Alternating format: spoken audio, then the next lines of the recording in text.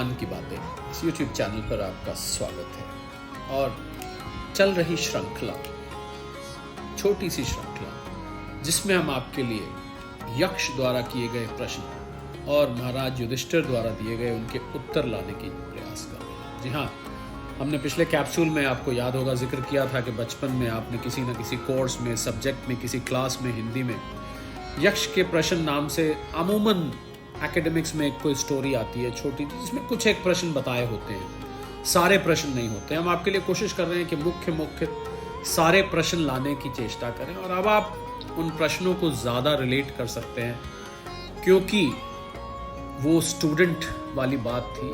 अब अगर आप अध्यात्म मार्ग पर हैं तो आपके लिए अध्यात्म में भी, और बहुत सारे प्रश्न तो कुछ व्यवहारिक बातें भी करते हैं, उससे संबंधित भी आपको जानकारी इनमें अवश्य मिलेगी। और पिछले कैप्सूल में आपने ये भी सुना कि किस प्रकार यक्ष से सामना हुआ सभी पांडवों का, और किस प्रकार 4 पांडव जो एक एक करके वहाँ गए, जिन्होंने पानी पीने की जिद करी, उस आकाशवाणी की यक्ष की ओर ध्यान नहीं दिया, और चारों मृतक के समान वहाँ पर तालाब के किनारे पड़े हुए मिले महाराज युधिष्ठिर को। और किस प्रकार महाराज युधिष्ठिर ने बड़ी विनम्रतापूर्वक उन प्रश्नों का उत्तर देना आरंभ किया।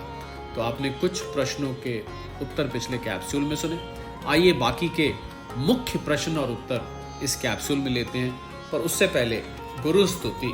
गुरुर्ब्रह्मा गुरुर्विष्णु गुरुर्देव महेश्वरा, गुरुर साक्षात परब्रह्म तस्मै श्री गुरुवे नमः, तस्मै श्री गुरुवे नमः। ध्यान मूलम गुरुर्मूर्ति, पूजा मूलम गुरुर्पदम, मंत्र मूलम गुरुर्वाक्यम, मोक्ष मूलम गुरुर्कृपा। जी हाँ, महाराज युधिष्ठिर पर किया गया यक्ष का अगला प्रश्न था कि किस वस्तु को त्याग कर मनुष्य धनी होता है और किसको त्याग कर सुखी होता है। तो युधिष्ठिर जी का उत्तर था कि काम वासना को त्याग कर मनुष्य धनी हो जाता है और लालच को त्याग कर सुखी हो जाता है। उसके बाद यक्ष ने पूछा कि मनुष्य मित्रों को किस लिए त्याग देता है और किनके साथ की हुई मित्रता नष्ट नहीं होती। युधिष्ठिर जी का उत्तर था कि लालच के कारण मनुष्य मित्रों को त्याग देता है और सच्चे लोगों से की हुई मित्रता कभी नष्ट नहीं होती। अगला प्रश्न जो यक्ष ने किया वो था कि दिशा क्या है। जो बहुत से मित्र बना लेता है उसे क्या लाभ होता है। तो महाराज युधिष्ठिर का उत्तर था सत्पुरुष दिशाएं हैं, और जो बहुत से मित्र बना लेता है वो सुख से रहता है। इससे अगला प्रश्न यक्ष ने किया, उत्तम दया किसका नाम है और सरलता क्या है। जिसके उत्तर में युधिष्ठिर जी का उत्तर था सबके सुख की इच्छा रखना ही उत्तम दया है, और सुख दुख में मन का एक जैसा रहना ही सरलता है। इससे आगे यक्ष ने और पूछा कि मनुष्यों का दुर्जय शत्रु कौन है और सबसे बड़ी बीमारी क्या है। जिसके उत्तर में महाराज युधिष्ठिर बोले कि क्रोध ऐसा शत्रु है जिस पर विजय पाना मुश्किल होता है, और लालच सबसे बड़ी बीमारी है। इससे अगले प्रश्न में यक्ष ने पूछा कि साधु कौन माना जाता है और असाधु किसे कहते हैं। जिसके उत्तर में युधिष्ठिर जी बोले जो समस्त प्राणियों का हित करने वाला हो वही साधु है, और निर्दयी पुरुष को ही असाधु माना जाता है, ऐसा युधिष्ठिर जी ने बताया। और अगला प्रश्न फिर यक्ष ने किया कि धैर्य क्या कहलाता है, परम स्नान किसे कहते हैं। जिसके उत्तर में युधिष्ठिर जी बोले इंद्रियों को वश में रखना ही धैर्य है, और मन के मैल को साफ करना ही परम स्नान है।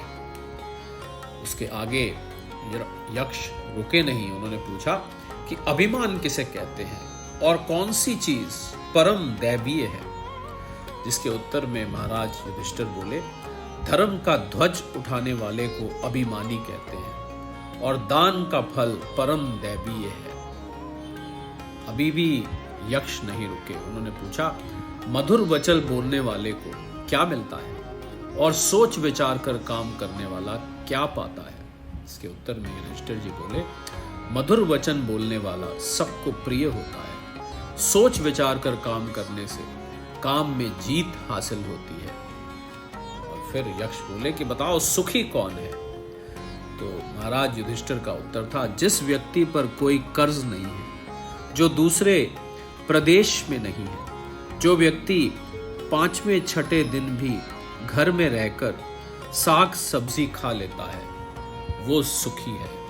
उसके बाद यक्ष ने पूछा, अच्छा बताओ आश्चर्य क्या है? जिसके उत्तर में युधिष्ठिर जी बोले, हर रोज संसार से प्राणी यमलोक जाते हैं, लेकिन जो बचे हुए हैं वो सर्वदा जीने की इच्छा करते रहते हैं। इससे बड़ा आश्चर्य भला और क्या होगा? उसके बाद यक्ष ने पूछा, अच्छा बताओ सबसे बड़ा धनी कौन है? जिसके उत्तर में युधिष्ठिर जी बोले, जो मनुष्य प्रिय अप्रिय, सुख दुख, अतीत भविष्य में एक समान रहता है, वही सबसे बड़ा धनी है। तो ये प्रश्न थे यक्ष के। हम कोशिश करेंगे आपके लिए आगे इस श्रृंखला को चलाकर ढूंढकर कुछ अन्य प्रश्न जो यक्ष ने पूछे, हम उनको लाने का प्रयास करेंगे। फिलहाल जब ये सारे प्रश्न यक्ष ने महाराज युधिष्ठिर से पूछ लिए, तो यक्ष ने कहा कि महाराज युधिष्ठिर, मैं आपसे प्रसन्न हूं। आप किसी एक भाई को जीवित कर सकते हैं। मैं ये वरदान दूंगा कि आपका कोई एक भाई जीवित हो जाए, क्योंकि आपने इतने अच्छे उत्तर दिए हैं। जिसके जवाब में महाराज युधिष्ठिर ने जरा भी देर नहीं लगाई। उन्होंने कहा, महाराज ये जो 4 यहाँ पर मृतक समान पड़े हैं, इनमें से आप नकुल को जीवित कर दीजिए। तो यक्ष को बहुत हैरानी हुई। यक्ष तो सब जानता था।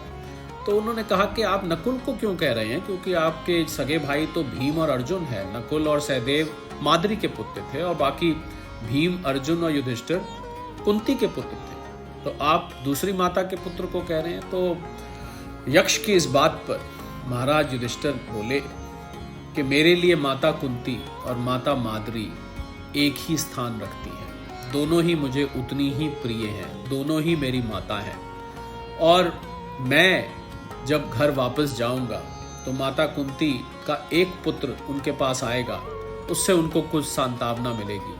परंतु माता माद्री जब जानेंगी कि उनके दोनों ही पुत्र चले गए, तो इसलिए मैं उनमें दोनों में बड़े पुत्र नकुल जो हैं, उनको मैं जीवित करने की आपसे प्रार्थना करता हूं। तो यक्ष महाराज युधिष्ठिर की बात सुनकर इतने प्रसन्न हुए कि उन्होंने वरदान रूप में बाकी के भाइयों को भी जीवित कर दिया।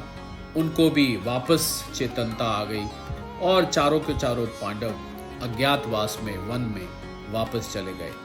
तो जैसा कि आपको हमने कहा कि हम कोशिश करेंगे कि यक्ष के अन्य प्रश्न भी, मुख्य प्रश्न यही थे पर अन्य प्रश्न भी थे, उनको रिसर्च करके आप तक लाने की। तब तक के लिए गुरु स्तुति करते हुए आपसे विदा लेते हैं। गुरुर् ब्रह्मा गुरुर्विष्णु गुरुर्देव महेश्वरा, गुरुर् साक्षात परब्रह्म, तस्मै श्री गुरुवे नमः। तस्मै श्री गुरुवे नमः। ध्यान मूलम गुरुर्मूर्ति, पूजा मूलम गुरुर्पदम, मंत्र मूलम गुरुर्वाक्यम, मोक्ष मूलम गुरुर्कृपा। सादर।